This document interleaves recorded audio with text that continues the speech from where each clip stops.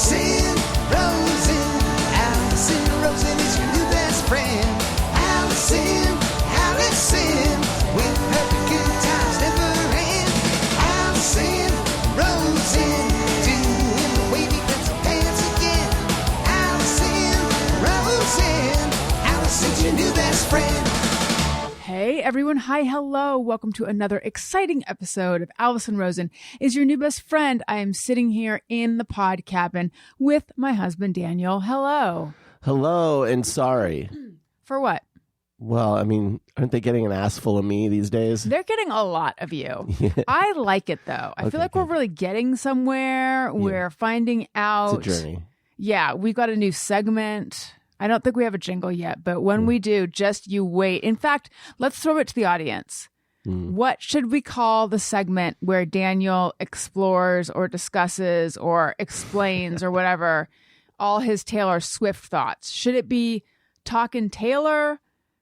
Except I worry that that's like talking you two. No, talking. Okay. Should it be Taylor Talk? Should it be Swifty Chat? Those are the three I've thought of so far. So let us know all the ways to get in touch with us, ARIYMBFshow@gmail.com, or you can call 323-553-2331, etc. There was supposed to be a guest today. However, he had to reschedule, and I'm having trouble fitting him in on the rescheduled dates because it's weekends. I don't know. It's going to happen. Don't you worry. Is it Howard Stern? It was Howard Stern. Yes. Howard Stern was supposed to be here in the pod cabin. Mm-hmm. It's a surprise, right? I don't even know that he does. Okay, don't tell anyone, you guys. Yeah. I don't even think he does podcasts that often, but he said, I want to do that one. I want to do Alison Rosen's Your New Best Friend. Man. Number one what a comedy honey. Podcast at one point. Well, I love her independent spirit and her vibe. You're kind of the next Howard Stern, they've said. That's right. They have. I've said that. That's right. You know why? Yeah. Because I don't give a fuck. You don't. I call it like it is. I'm a thorn in the sides of the higher ups. And I have frizzy hair naturally. That's right. So anyway, yeah. Do we want to find out how they feel about the excess amount of Daniel? I don't think so. I feel like that's opening it up too much. Do you want to know? I mean, I guess I don't know. You know, it's like you always want to know if it's good. Right. If you guys have something positive to say about this situation, let us know. Speaking of positive things to say or negative, please keep those Apple Podcast reviews coming. It helps out the show. Rate, review, subscribe. Do all the things. Tell your friends. I'm on Patreon. Patreon.com/Alison Rosen is where you go for that. You can get, my unfettered, unfiltered thoughts. I shared a story recently about a shady motherfucking dermatologist. More like motherfucking shady dermatologist. It's possible there was a technical glitch. More likely, I think they deleted some photos because they wanted to hide their shoddy work. I've given away too much. But anyway, that's one of the friend zones. And then also a lot of like Ask Me Anythings. And then also friend zones with all your favorite people that come on the show, Howard Stern and such. Like if you've looked at pictures of Alison lately and thought, oh my God, it's the dermatologist's shitty work that you're looking at. No, but for real, Daniel, do you notice anything? This is not the dermatologist's fault. Do you notice anything notable about my face today? I would have brought it up in the house. One of our children already did. Well, your face is half covered by microphones and glasses. Okay. Right now. I will remove you make it sound like I'm wearing like a old-timey disguise. One of those what is it? Groucho Marx glasses. Okay, I'm taking off the glasses and I'll move the microphone away. And do you notice anything about my face? And again, I was going to bring it up in the house as sort of a disclaimer, but to anyone who has to lay their eyes upon this face. Yes. But then I decided, no, I'm going to bring it up on the show just to see if you even notice. Okay. Take it in. Like a lot more wrinkles? No, but thank you. Anything else? Just a pallor, like an ashen. No, that was not unhealthy glow. I don't know. What are No, you seeing? no. What do you mean? What am I seeing? Just comment on what you're seeing. I guess you're not noticing anything different. Move away from the mic. What part of your face am I supposed to be looking at? Your upper lip looks like it's not moving. Is that it? What does it normally do? No, that's not it. Okay, move again. You're looking on a granular level. Look at more of like an overall. Okay. It's something that should, if you see it, it should jump out at you. But the fact that you're not seeing it is actually good. Let me see.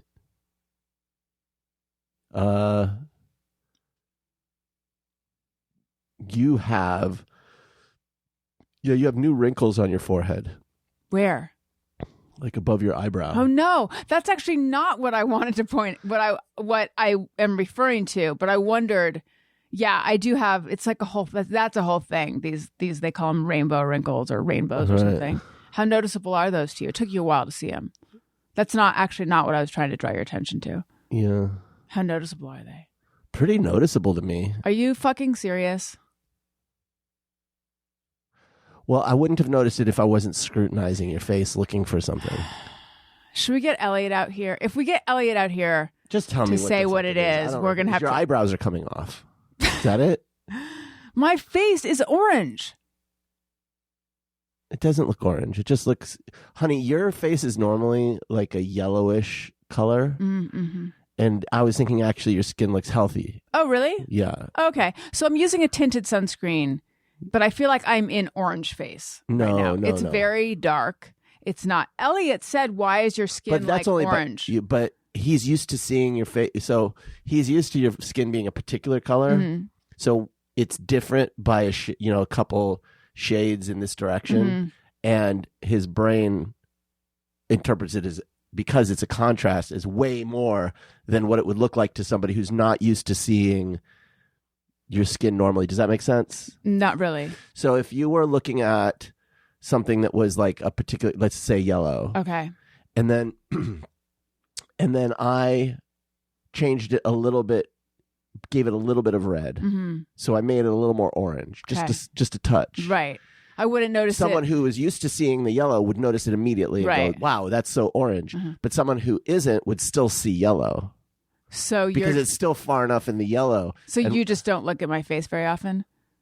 Well, no, but you wear makeup. So I just thought like, oh, this is a good color for you. You look healthy. Thank you. Well, anyway, I used a sample of tinted sunscreen that's a little different. And then I also have 3 stripes on my arm because I was like, I got to see how dark some of these go.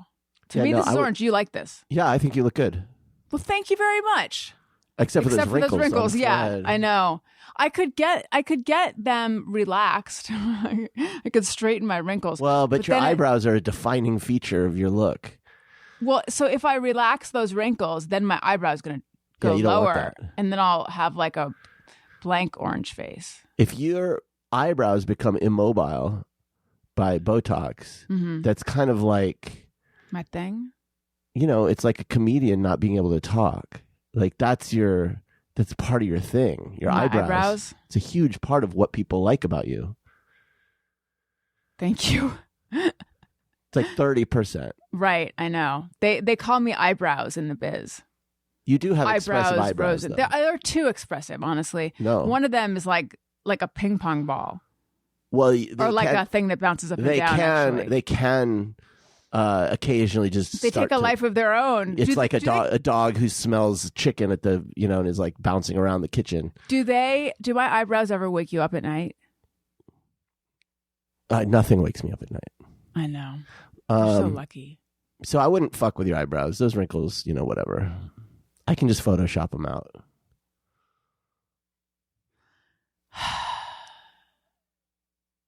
It's a whole thing. Do you think when everyone's got the vision goggles on and everyone's walking around with augmented reality that you'll be able to Photoshop your face in real life in such a way that when people look at you? That is the dream, Daniel, because I am so tired of putting on makeup and taking off makeup and putting on makeup and taking off makeup. Now, the truth is when I'm in the middle of putting on makeup, I'm like, this is sort of peaceful and I don't hate this. But it takes a while for me to turn that corner. So for the most part, it just feels like a royal pain in the ass. And if I could just like apply a filter in real life, that would be the dream. That'd be amazing. Chelsea Peretti, whom I love, she brought back her podcast, and she hey, do yourself a favor. Watch her stand-up special on Netflix. One of the funniest. Go ahead. She put up a clip recently, and in the clip, she's like, I'm in full hair and makeup because last week I saw myself and I've been scared. I'm not doing it justice, but like I've been scared straight. She's been scared straight because she didn't do her hair and makeup for one of them, and like never again. Can't do that anymore in today's day and age of influencers. Because every now and then I decide this whole thing is ridiculous. I shouldn't have to like put on this level of, I shouldn't have to gild the lily, as it were. And then I see a picture or something. Okay, here's what it is. Sometimes I'll see a picture of myself in makeup and all that, and I'll think, I look terrible. And what's the point if I'm going to do all that and then I still don't like how it looks? But if I see a picture of myself without any makeup, 100% of the time, I'm like, oh, I don't know. But you'll often look at a picture of yourself where you look good and say you look terrible. So I don't know that you're a proper judge. Thank you. Listen, the arms race has begun with the influencer economy. Everybody, you have to keep up with everybody posting their shit, looking as good as they possibly can all the time. I gotta do some new photos or something. All my photos are pretty old. Yeah, you look great. But we just need to get some good photographs taken. You look at someone That's like what I'm saying. Stassi, who every 3 months has a professional photographer come out take but pictures of her whole family. But even someone like Nicole, like frequent guest Nicole Thurman, whom I love, I feel like she does photo shoots of herself like all the time. Yeah. But see, even that feels like a whole thing. Because you got to get a makeup artist, and then you got to choose your clothes, and then that's your problem. I know. Everything runs up against this wall of laziness. Can we give it some other name? Let's see. A wall of slothitude? I think the noun would be sloth, but laziness, I don't think captures it. It's more than that. It's inertia. Do you think you're depressed? I mean, I don't, but my reluctance to do things makes it seem like I am, but I don't think I am. Because I think I'm technically still grieving. Yeah. When you call that just situational depression, it's not like... Sure, but I don't walk around each day feeling really sad. I have lately found myself really struggling with doing anything. Can I say something and then we'll circle back to you? What? I love you, sweetie. Here's the thing. If someone said, you need to record a podcast about XYZ with so-and-so, that would be no problem. I'd be like, okay, yeah, I'm going to do that. Or if someone said, like, you need to write a Substack or a Patreon post about blah, blah, blah, that would not be a problem. Or like, you need to chaperone your kids. All these things are things I'm comfortable doing. Choosing a makeup artist, choosing clothes, posing for photos, that is outside my wheelhouse. Sorry to use a phrase that is gross. It's nautical. Is that nautical? Mm-hmm. Oh, is that where the steering wheel is? Mm-hmm. I didn't realize that. Yeah, it's like that makes me feel self-conscious and it makes me feel anxious and a little bit uncomfortable. So that's where my reluctance to do that comes from. My reluctance to do all the other things, I imagine, have a tinge of a ripple of that running through them as well. It's like something that makes me nervous or something. And there was a time in my life, and maybe this is how it is for everyone, like in my 20s, where I felt so, I was so motivated by the need to achieve and the need to prove people wrong. Mm-hmm. Like that was like a fire under me, this need to prove people wrong. So that pushed me to get outside my comfort zone over and over and over and over again. Right. Like calling, I don't think I called them up, but I would have no compunction about calling up a magazine and just telling them who I am and asking if I can write for them. I sent my clips to all the top and it worked, but I don't do that kind of stuff anymore. I think I'm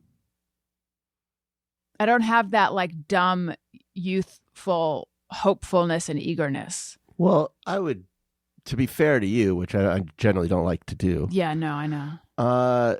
You do have a lot on your plate. Like, it's not like when you were really younger. do. When you were younger, it's like, what the fuck else are you going to do? And also, we didn't have phones then. Yeah. So that freed up a number of hours. There Yeah. was no social media. I remember my friend and I trying to find out. She claimed that Angela from Mr. Belvedere was the same actress that was in something else, but I can't remember. And so we had Ethernet, which was a big deal. Oh, yeah. And we tried to find the answer to this. And I mean, that was like a whole afternoon of surfing the web for Mr. Belvedere fan pages. That was about the extent of our Right. internet compulsions. Right. When you're young, there's there's nothing stopping you from just working as hard as you want on a particular thing or just do it, But now you have kids and like, I don't know. It's like, we don't just have kids. We have kids where there's a lot of things going on. Well, yeah. I mean, we haven't talked that much about that. Should we? I don't think we should. We can talk a little bit because I've said before that, Owen in some ways is very advanced and then in some ways is a little bit delayed. And so he's starting kindergarten next year. And we want to make sure that he has the right supports and is set up for success. And all of that is like a full-time job. It really is. There's a lot of things happening where it's just requiring a lot of, I give you shit, but it's like you're managing a lot of things right now. And that the idea of like taking on some other project, some career thing, it's just like, fuck, with that extra time, I want to fucking relax. Like, that's how it is for me. Wait, you're saying that's how it is for me? Yeah. Yeah. Yeah. I mean, I know that's how it is for me. It's like when I think of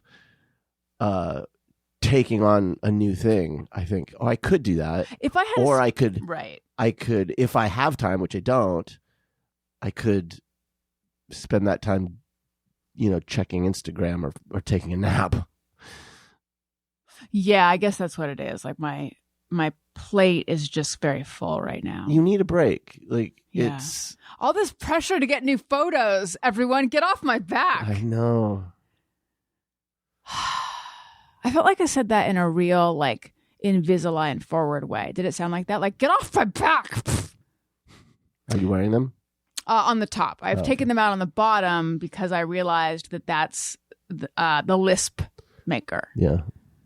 The lisp maker. It makes it sound like Mentos. Fresh Wick. Want to hear a call? We have a lot of calls. Sure. But then I need... Okay. Just as a little tease. Daniel came in this morning and told me that he'd had a Taylor Swift epiphany. I had a revelation. But he wanted to save it for the show. And that It's really worked well for me. It's thin. Why waste it before the show? It's thin. I thought it was Well, thick. it's the kind of thing. THICC. I mean, it's the kind of thing where if we had talked about it before, you lose any. I don't know that you could maintain interest enough the Me second personally? time around. Oh. Is this like Swiftie only content? No. All right, anyway. Good. Hi, this I love how jubilant he is. is Jack, driving around in Raleigh, North Carolina. I really just wanted to check in on... I'm sorry. I said jubilant, but I think it's jubilant. Great. I think I'm confusing jubilant and ebullient. I'm sorry. I had to say that because otherwise I wouldn't be able to listen to him. Let's start over. Sorry, Jack. You deserve better. Hi, this is Jack, driving around in Raleigh, North Carolina.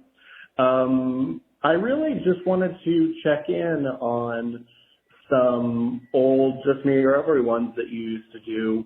I've been listening for a while, and I guess, like, do you still face the same way in the shower, stuff like that? Oh shit.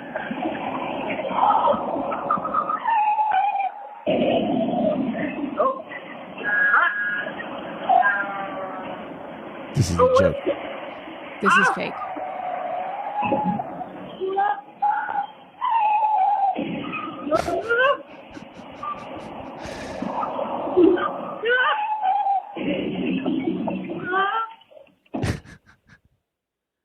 I mean, God hope that's fake. I bet it is. I mean, it's fake.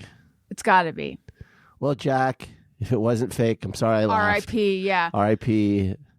Yeah. I still face the same way in the shower. This is one of the very early debates on the show. This is pre-me. Pre-you, that's right. Whether you face the water. Some people, I think Matt Fondelier is one of them, only ever had his back to the shower head, and then to rinse the front of him, he would just lean back, which is insane. So we coined the term a traveler for if you're like someone like me, where sometimes I face the stream, sometimes I have my back to the stream. How do you shower? I guess I'm a traveler. Most of us are. Yeah. I mean, yeah. It's super interesting. I think that it's the kind of thing that... Daniel, I can tell that you're fading out right now. Listen. I'm not going to sit here. It's my show. I'm not going to. I find this interesting. Okay. People who listen to the show That's great. find this interesting. Your assertion that this is boring, It's get boring the fuck out. to me. Yeah, but a lot of stuff. That's all I'm saying. But if you love it, that's great. You think talking about food is boring. You think talking about cysts Anything is medical. boring. Yeah. How do you feel about talking about picking scabs on your scalp? But honey, it's boring to me. Right. Well, you have terrible taste. That's fine. If you're listening and you love that stuff, that's great. I'm not telling anybody that they should think it's boring. I personally am not interested in discussing showering. Well, I don't think it's interesting which way I face. Why would I care which way you face? Wow. All right. Let's move on to another classic. Here's something interesting about you. You don't like a rain shower. Yeah, I don't. Now, why is that? I don't need water coming at me from all directions. I'm already bored. And it doesn't, I feel like it doesn't, I like it, the idea of it, but I feel like I don't need like a million. What about just one? What if it's just the one coming from straight above? I don't need a million. What are they called? Nozzles. I don't need a million. Nozettes, the little ones. Nazitos. I don't need a million gentle nazitos. I need like a strong stream. So you prefer those smaller, like. Psh. Yeah, because I feel like it gets the shampoo out of my hair. Yeah. I like it to be sort of... You want it to do the job. I like the shower head to be in the traditional shower head position, where it kind of like arcs towards me. I don't like it to drop straight on me because I feel like in a rain shower... Generally, the pressure is low on those. That's what I don't like about but if it's your straight, average rain shower. And if it's right above you, then either it's like pouring onto your whole body, including your hair and dripping under your face and stuff, or you're outside of it completely and freezing your buns off. I like a typical shower where you can stand and you can have it on your chest and like it's warming up your body, but your face isn't getting wet. I think that's what it is. I like to get my head wet, and sometimes the side ones, I'm too tall for those. So that's why I like a rain shower that has pressure. Have you seen those showers where you turn it on and you're getting multiple angles, like your whole body? So there'll be like the one that's coming from above, but then there'll be like two on each side hitting you from the side. I think I've probably seen that. Does that appeal to you? I don't know. I would like to give it a go. We have, not to brag, we have two shower heads in our shower. I use both. We have one in typical shower position and then one in range shower position. And you can make it so the water comes out of both. Yeah, the one coming from above is for my head and face, and the one from behind is for my body. So when you're in the shower, you have both on. Yeah. You know, sometimes I'll get in and I'll turn it on and the water will come out of both. And I'll be like, that motherfucker. Hang on. He forgot to switch it. And then I think, why do I have the right to dictate the default position? But you usually put it back to I always put it back at the end. I know. Thank you. I know. For God's sake. I'm just wondering why, because it's like it's above and beyond, but please don't stop. No, I do that because if you leave it on the setting where I use it, which is that like both of them, you can do both or either. Right. and I have it like right in the middle where it's both. If I turn off the water, then it's going to drip. Yeah. It still drips from the top one, but if I turn off the water and then I put it on the side one, the top one doesn't drip. I don't want to be tripped on. So this to you is fascinating shower conversation? Oh, no. But I'm just going with it. Here's the thing about the one I described where it's hitting you from 4 nozzles. A quad. A quadzle. It's actually like a quin angle. Wow. Is that how you would Or say as that? Owen would say regarding a hexagon, a sixagon. Yeah. I would want it to clean me 5 times faster. Right. So it's like there's this weird feeling of like it's almost like a Jetsons situation where it's like, oh, okay, I walk into this and it's like, and then you're done. Yeah. My friend Jeannie, God, she lives in Spain. She would be so good on this show because she loves to talk about stuff like this. She wondered if we had an extra set of hands, would we get twice as much done? No, because like specifically with grooming, because one hand could be blowing dry, one hand putting on makeup. I mean, one maybe. hand, yeah, maybe. Like, what would be the breakdown? What were you going to say? You'd probably use the extra hands just to play with yourself, like to scratch your butt and stuff. Yes. It's not like you'd be more productive. You would just like be feeding M&Ms into your mouth with the other hands. I mean, with these people we're talking about. I'd just be like, what if my extra hands were just posting on Instagram or something? And then also, that's the dream. Regarding extra hands, where do you envision them being? Well, you Shiva style, like right under your normal hands, like a spider. That's kind of how I pictured it, I think. But then she pictured it like coming out of your shoulder blades, like an extra arm and hand coming out of your shoulder blades. Sure. I don't know that really matters. We'll get into the mechanics of it later. All right, one more call, and then I want to hear this Taylor stuff. Hey, Alison and Dan. All right, it's Darren from upstate New York. I have It's Me or Anyone. Close. The show Cagney and Lacey from the 1980s. Cagney looked more like a Lacey, and Lacey looked more like a Cagney. Ooh. I was wondering if other people felt the same way. I know this is a very important topic. All right, it's Darren from upstate New York. Sorry, that wasn't supposed to happen. I got to look them up. I mean, the problem is that I don't remember which was Cagney and which was Lacey. Yeah, I don't either, but we'll find out. Okay, Lacey was Tyne Daly. So she had the dark hair. And then Sharon Gless was Cagney. Oh, my God, 100%. Lacey has to be blonde. Maybe that was the trick to its success, though. You know, like everybody had that feeling of something's up. Like that show, was it Sisters, where they all had boy names? It was like Georgie, and do you remember that show? I don't know what you're talking about. But anyway, so it's Mary Beth Lacey. These are their last names, but still, yeah. Mary Beth Lacey and Cagney Joe Sapuliak.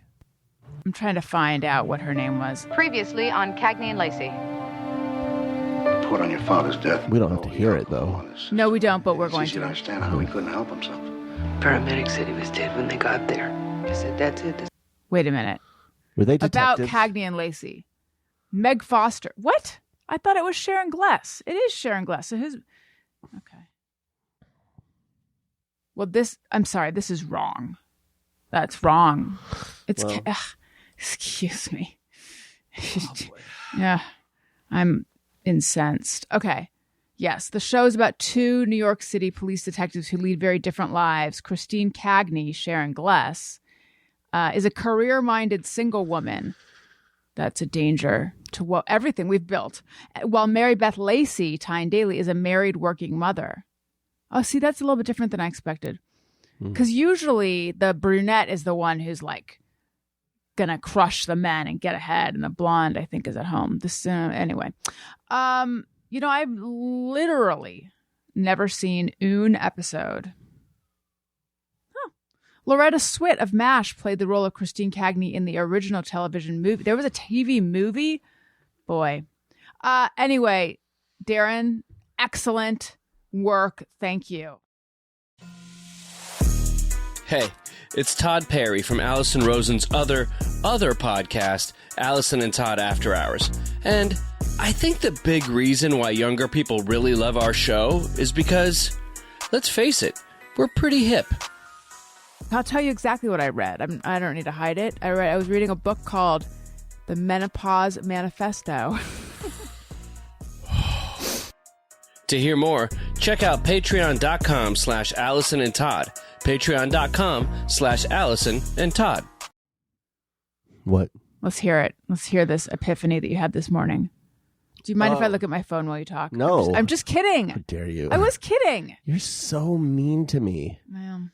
That's what people they always DM me. They're like, she's too mean to you. And I say, thank you for your support. They don't. Have you received one DM? Seen. Have you received one DM? To We don't need to. You want proof now? I told them it was in confidence. I don't want to give up my sources. So you haven't received one, have you? It's somewhere between 0 and 1. Somewhere between 0 and 1. Right. So not yet 1, but also possibly not really 0 either. It's more like a lot of people have almost DM'd me about it. The vibes. You're going off vibes. Yeah. I can read between the lines. Yeah, that makes sense. Okay, go ahead. A lot of people did DM me to say that they are loving the Daniel Swift, Daniel Quant's Taylor Swift stuff. Well, first I would just want to give an update. A week has gone by since I gave my thoughts about Taylor Swift last week, and it is my opinion now at this point. Are you going to timestamp it? Friday, May 3rd, 2024, 4:25 p.m. that the Tortured Poets Department, if you include the second album, is her best album. It is her best album. And wait, is this the epiphany? No. Okay. I'm starting with this. Well, starting strong, there's an epiphany coming after this. Now, I know. An embarrassment of riches. When I've said in the past, I don't think I would put on her albums. It's not because they're not good. It's just that when I listen to those albums, they're good, and they contain great songs in them, but they're not compelling to me. Mm-hmm. But Tortured Poets, I feel like she has come into her own as a songwriter, and it actually legitimately is an album that I want to listen to, which is weird for me because I think it's like she's matured and is putting all of these things that were like strengths but not all at the same time in her music, putting it all she's like putting it together as an artist. It's neat to see that. It's neat to see an artist come into their own. Don't give me that. Don't give me that. I've just given you my orange face. Well, you're going to feel bad when I tell you your epiphany, what my epiphany was about Taylor. Does it have to do with me? No. Okay. Well, how can? Well, in the same sense, everything has to do with you to you. It does.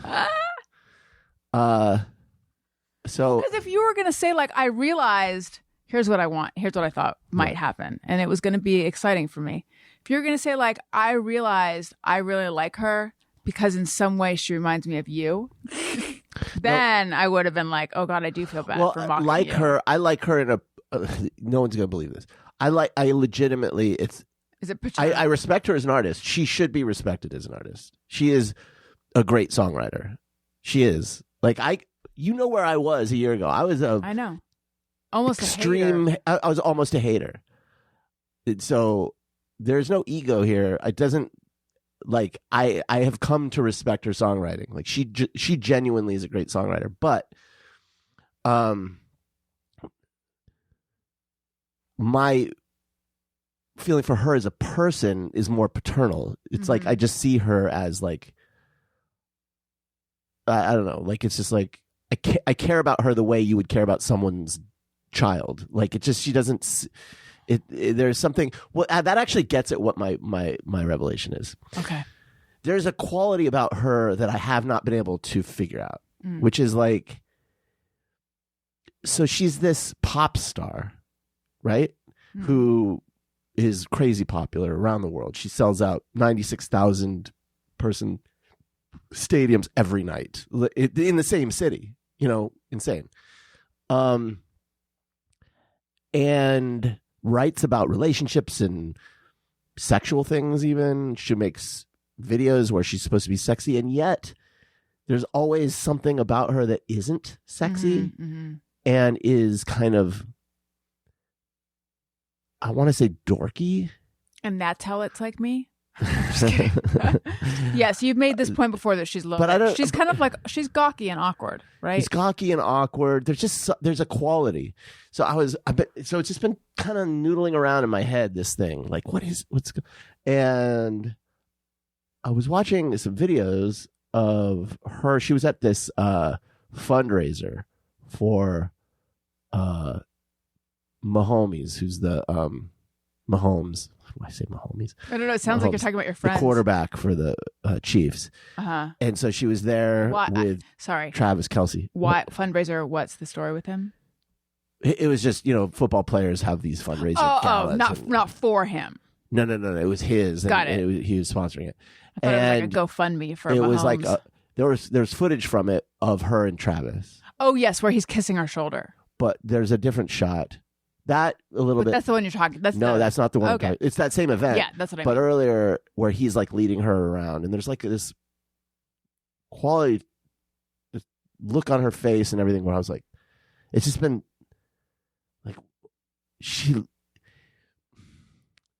for someone who can get up in front of 96,000 people and strut around with such confidence and such like she'll be alone in the middle of this stadium singing. Like, that's a crazy thing if you think about it. And and she's singing her songs that she wrote. You would expect a person like that to carry themselves a particular way. Yeah. But then when you see her off stage, she doesn't. And so there's this weird thing. And I had this thought. I was like, I wonder if she's autistic.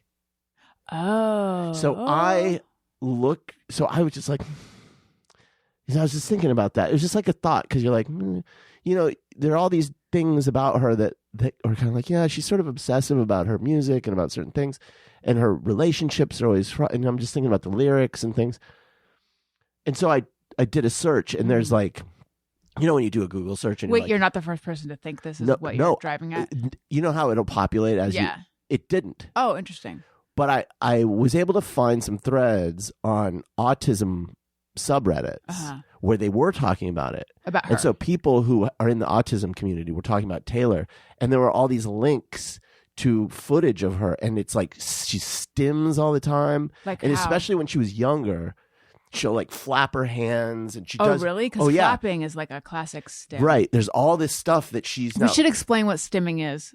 I don't know what the actual definition is, but it's like, it stands for stimulation. It's like a self-soothing behavior. It's a self-soothing behavior. Yeah. And like, so it can be like fidgeting or hair. She'll do things like flapping. she'll just constantly like rub her hair, or she'll do these things with her hands when she's like not on stage. When there's all these signs of autism, especially when she was younger. When you see like earlier footage of her, and then once I started to see that, it's like everything about her sort of started to make sense. Right. Now there's certain things where you're like, well, that's not typical of like. Usually people with autism will be overwhelmed by crowds. So for her to be like comfortable, but that could be part of her obsessive interest. Well, question though. Yeah. And this is not exclusive to an autistic person.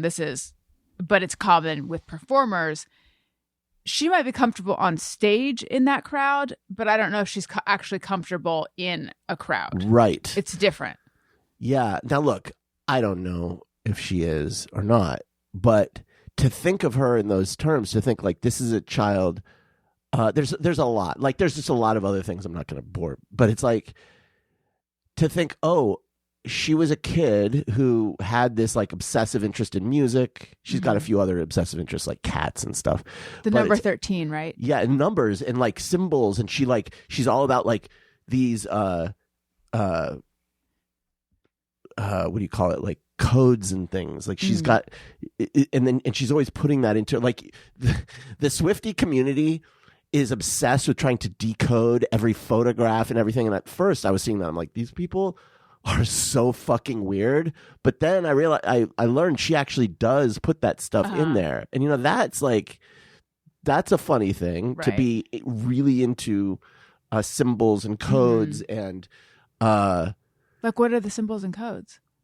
Oh, like clock. She'll hide like. I can't go deep on that, like, because I don't know. I just see the, you know, Threads serves this shit up to me every time I log in. It's like, what the fuck are they even talking about? I think they were all expecting something to drop today because there were all these photographs of her like she had her hair braided and tucked behind her. I mean, it's like crazy. The Swiftie community, honey, is insane. It's fucking the craziest fan base I've ever seen. Crazy how? Just. There's a hugely positive aspect to it, which is great. But I think with any mob, with any group, there's a lot of dysfunction. So it's not particular to Swiftie, but it's like there's a lot of bullying. There's a lot of people who are like insisting that they know the right interpretation of a song, and then they'll yell at other people. I mean, there's a lot of drama. Her whole a big part of her new album is her expressing how angry she is at her own fan base. Like she's legitimately pissed that her fan base fucked up a relationship that was really meaningful to her. And then her lamenting the fact that because she has these fans, no one will ever love her because whoever would want to, you know, there's a song, The Albatross, on the album where she's the albatross, because if you want to be with me, I'm the one that's going to fuck up your life because of my fans, you know? I have something to say, but I don't want to interrupt you. Oh, go ahead. It's fine. Listener Sarah Ellis, who's also been a guest on the show, had a bone to pick with you about your dismissal of the middle of the album. Because is there a song called Black Dog? I like Black Dog. That's her favorite. No, I wouldn't say the whole middle. No, Black Dog's a great song. I would, just to be, to the Swifties out there, I will tell you the songs that I would skip. They're not many. It's a great fucking album. I Can Fix Him. So, by the way, the first 10 songs are great. I would take out I Can Fix Him. No, really, I can't. I would take that out. I don't like LOML, although that's a really personal song for her, so I guess. What's it about? So LOML is like, you would think love of my life, but it's actually loss of my life. And I think she's singing about the relationship with Joe Alwyn, I think. I don't know. But then the next song, I Can Do It With a Broken Heart, is like probably the most Taylor Swift song that's ever been written. What does that mean? It's just so her. It's just like that. But what does that mean? It's like, you know, I don't know. What is Taylor's, like when you think of Taylor Swift, you think of her performing and I think of her wearing pop a music, glittery outfit. Yeah. Sequence. Well, guess what? That's the fucking lyric in the song. Okay. She sings about her glittery outfits. See? Do you see what I mean? I guess I do. Okay. The Alchemy could go. I'm not crazy about Clara Bow. Love Black Dog. That's great. And then you get to a couple. The I'm Gonna Get You Back could go. The Albatross could go. Oh, I thought you just mentioned the Albatross is a good one. No, it's interesting. Okay. But these aren't bad songs. They're just, I would tighten the album up. Put them on as B-sides. Do they have B-sides anymore? No. I kind of like Chloe or Sam or Sophia or Martin. Or is that the name of the song? Chloe or Sam or Sophia or Martin? What's it about? I think it's Kids about at her daycare? last relationship. Okay. How Did It End could go. So High School could go. I Hate It Here could go. Thank You, Amy. I Don't Like. But you don't think it's about Kim? I don't think Thank You, Amy is about Kim Kardashian. I think it's about an older friend than that. I don't know enough about her bio, but it's not. I would put money on the fact that it's not about Kim Kardashian. Molly McAleer posted on Threads that she thinks it's about Carly Kloss and Carly's sister, I think. I would defer to Malls because she knows a hell of a lot more about this than I do. I look in people's windows. I wouldn't. But then the prophecy, Cassandra, Peter, the bolter, Robin can go, and manuscript are great. So that's how I feel about it. I'm trying to think the last time I was this interested in Something you're not interested in? No, that's not what I mean. I'm trying to think of the last time I was like I was an English major, and so like approaching something in terms of like it's a text that can be decoded and blah blah blah. I feel like it was like watching Severance or something. I love that about art. One of the things I have thought about this as well. There's a lot, when I was talking about the dysfunction in the fan base, there's like a lot of people arguing, getting very mad about the interpretation of like lyrics and songs and things. And I feel like, I think a lot of people just don't know how to experience art. Oh, how to experience it or how to interpret it? How to experience it. Like this idea that there is a correct interpretation is something that is like, people need to get past that. Do you remember when Emily Fleming was on, we're talking about Twin Peaks, and she mentioned a video that she had watched because she's a fan of Twin Peaks. And there's this video and she was like, oh, I really liked it. And it's this guy who explains the meaning of Twin Peaks. And I knew of the video, but I didn't remember enough about it in the moment to know what my objection was to it. So I just sounded snotty. I don't remember this, but okay. I think she was like, well, I liked it. And I'm like, I couldn't tell you why I didn't like it because I didn't remember. But then later I did remember. And the problem I had with that video, and the reason I had like a violent reaction against it and why I will not watch it, is because the guy's whole point is that he's going to tell you what it is about. He's like, I'm going to tell you what Twin Peaks is about. Now, here's the thing. You might be right, but that's not how you're supposed to appreciate art. You're I'm going to sound like such a pretentious ass, so I'm going to make this fast. When you encounter art, your reaction to it and your interpretation of the symbols is correct. The artist, whatever the artist intends, is interesting and part of it, but art doesn't exist one-sided. It's not a one-sided conversation. Well, that's like a really fundamental theory of interpreting literature, death of the author, that what the author intends is neither here nor there. Well, and oftentimes they don't even know what it means. It's really about how but I disagree with you that it's entirely... No. I'm not saying that the author's intention or the artist's intention isn't relevant or part of it. But they don't get to decide what it means. That's one side of a conversation that's being had. Right. You can't have... Art doesn't exist without the viewer. Right. If it's like you need the viewer to answer the questions, to have a reaction. So you can intend something as an artist. You can paint something to I'm going to like try to say this, but if the person seeing it has a different intention or a different experience of it or a different feeling or whatever, that isn't invalid, and that isn't an incorrect interpretation. The artist may have done something unintentional or whatever. The fact that let's bring it back to Taylor Swift, because I won't get into Twin Peaks. Let's just say that fucking video is bullshit. Avoid it. It'll rob you of your personal relationship with the art, which is the point of art. You need to have your personal relationship with it. So it needs to be interpreted through your experience and your feelings, not some YouTuber's fucking thoughts and feelings. Anyway. But Taylor deliberately puts symbols, and she has some things are very explicit and obvious, and then some things are not. And she doesn't do that by accident. She's not putting those symbols in there because she wants you to sit there like it's the Da Vinci Code and fucking solve it.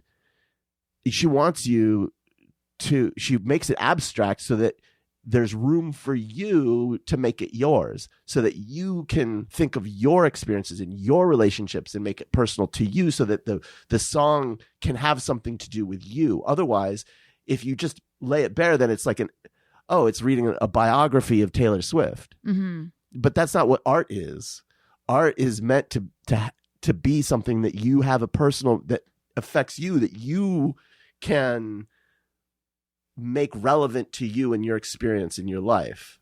So this over obsession with like decoding everything, I think is like, I don't know. It's not a good way. I just say it's not a good way to experience art.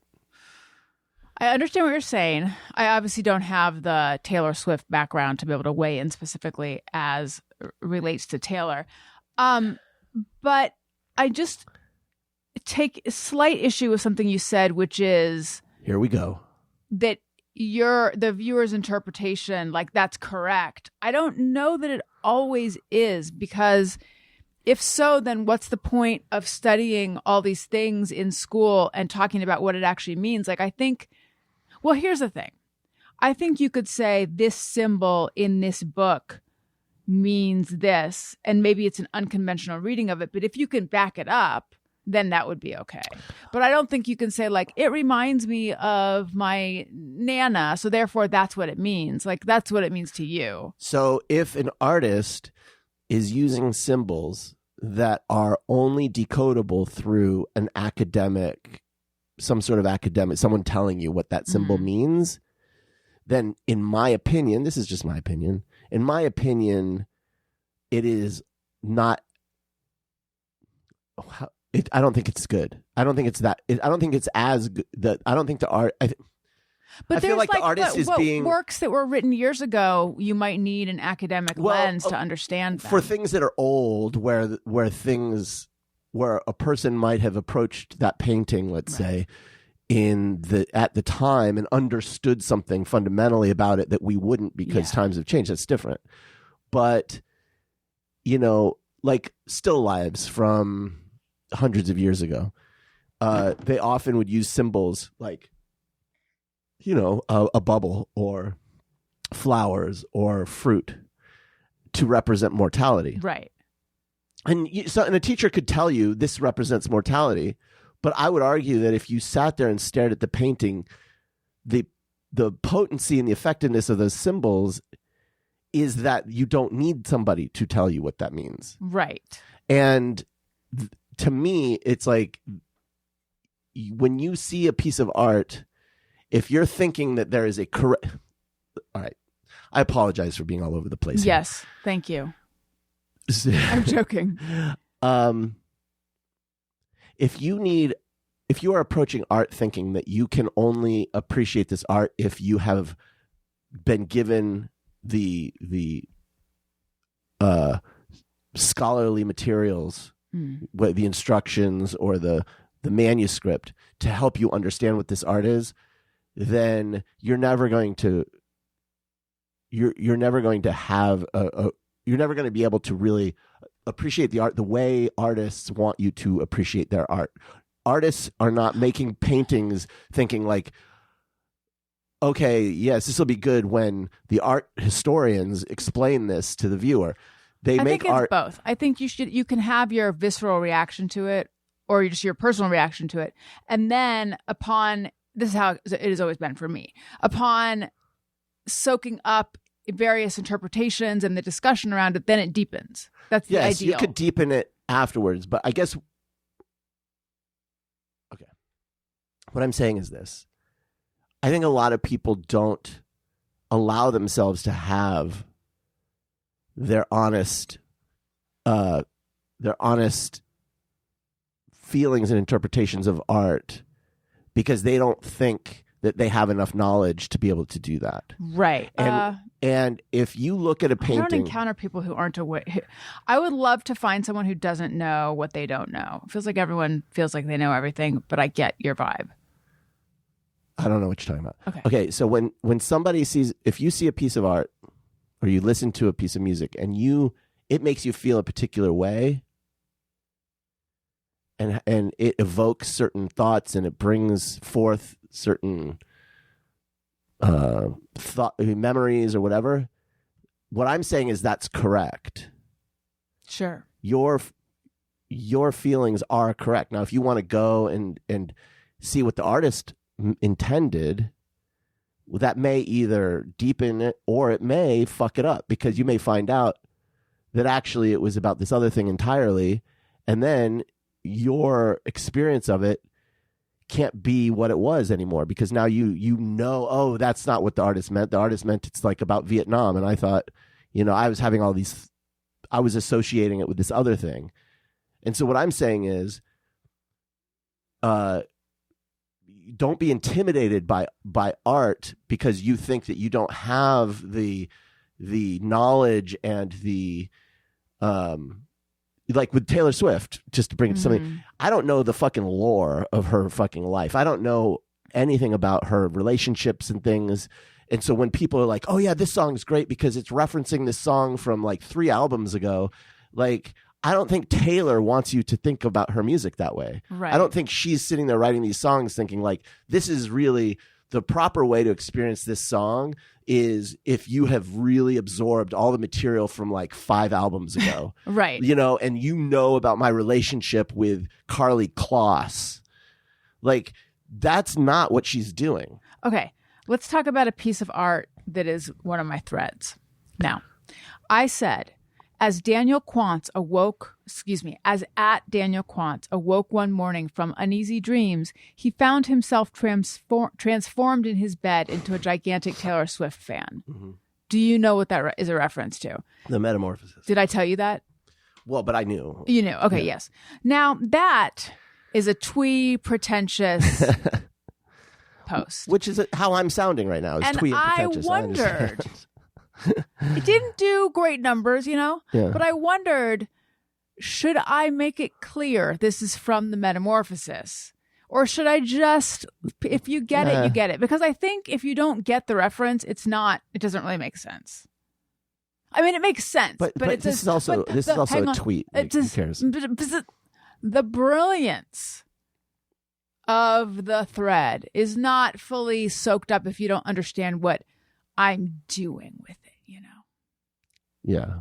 2 more critical theory things. I don't know if they're critical theory, but okay. So a critic I know wrote about how the popularity of Interview with a Vampire and vampires at the time that happened had to do with that it wasn't a coincidence that was around the time of the AIDS crisis. Yeah. We talked about this? I don't know. Do you know this interpretation? I agree with that. Like when everyone was so focused on blood. Right. And it's got some very strong homosexual overtones. Okay. That, and then also like the popularity of Eli Roth and torture porn and all that, he tied that to Abu Ghraib. Oh, interesting. And I don't know if the authors intended those things, because I have never read Anne Rice and I cannot stomach torture porn, horror movies that are like that. But I think whether those are intended or not, he was doing his job as a critic in terms of like taking a piece of art and grounding it in its specific historical moment. Do you agree with that? I do. And I think the artist doesn't always know what their intent. Like an artist can sit there and say, I'm making this about like the O.J. Simpson scandal. Mm-hmm. And then you think that's what this is about. And if someone were to read that, they would think this is just about that. Who cares? Right. But if you didn't know that,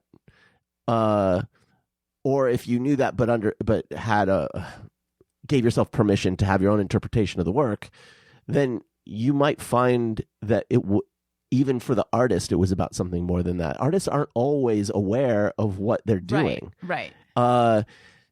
It's rare. I did know what I was doing with that, post. Yeah. That thread. Yeah. But I don't always. Sometimes I'm just a mere vessel. And sometimes symbols aren't meant to have a meaning that you could put into words. Mm-hmm. Art, at its best, will point you past the intellectual to something deeper that can't be expressed with words. That's why we have art in many cases. So it's like, I think and also we have this idea that art's really stuffy and it's for like intellectual types, and you really need to. This conversation of it is, but it's not always. No, I'm sorry. I'm such a fucking like. It's okay. I get really annoying when I talk about art, I guess. That's but it's true. Like, but I think that people need to realize that artists generally are they're human beings who are horny and funny and full of passion and sloppy feelings, and they're messy, and their art is not meant, for the most part, art is not meant to be approached as intellectual or stuffy. And so everyone listening, if you just go to a museum, the most stuffy museum in the fucking country, and you look at the oldest, most stuffy paintings on the walls, if something makes you laugh or something seems horny or weird, I'll give you an example. When we went to the museum, just what was it in Musée d'Orsay? Yeah, where all the impressionists in Paris. I had always thought of Degas' ballerinas as being like, I guess I'd never really spent time with the ballerina paintings or anything, and I was just thought, oh, he's just this guy who was painting beautiful ballerinas, whatever.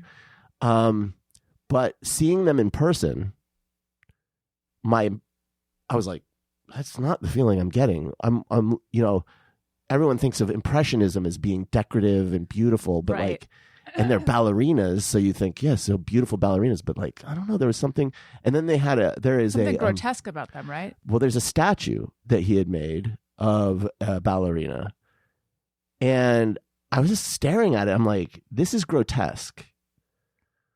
There's something about this that I'm not getting at all. The feeling that this is like beautiful, like there's something about her face and about the materials that he's using and stuff, and I'm like, I